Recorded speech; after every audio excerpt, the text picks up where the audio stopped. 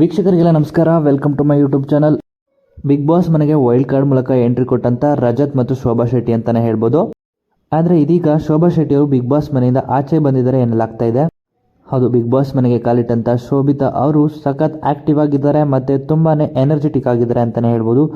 ಇನ್ನು wild card ಮೂಲಕ big Boss ಮನೆಗೆ ಎಂಟ್ರಿ ಕೊಟ್ಟಂತ ಶೋಭಿತಾ ಅವರು ಎಲ್ರಿಗೂ ಮಾತಿನಲ್ಲಿ ಟಕ್ಕರ್ನ ಕೊಡ್ತಾ ಇದ್ದಾರೆ. ಇನ್ನು ಬಿಗ್ ಬಾಸ್ ಮನೆಯಲ್ಲಿ ಕೆಲವೊಂದಿಷ್ಟು ಸ್ಪರ್ಧಿಗಳಿಗೂ ಕೂಡ ಶೋಭಿತಾ ಅವರು ತುಂಬಾನೇ ಇಷ್ಟವಾಗ್ತಾ ಇರುವಂತಹ ಸ್ಪರ್ಧಿ.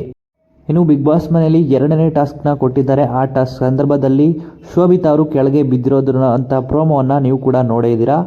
ಆದರೆ ಶೋಭಿತಾ ಅವರು ಈ ಏಟಾಗಿದ್ರು ಕೂಡ ಟಾಸ್ಕ್ನ ಕಂಪ್ಲೀಟ್ ಮಾಡಿದ್ದಾರೆ ಅನ್ನೋ ಮಾಹಿತಿ ಇದೆ.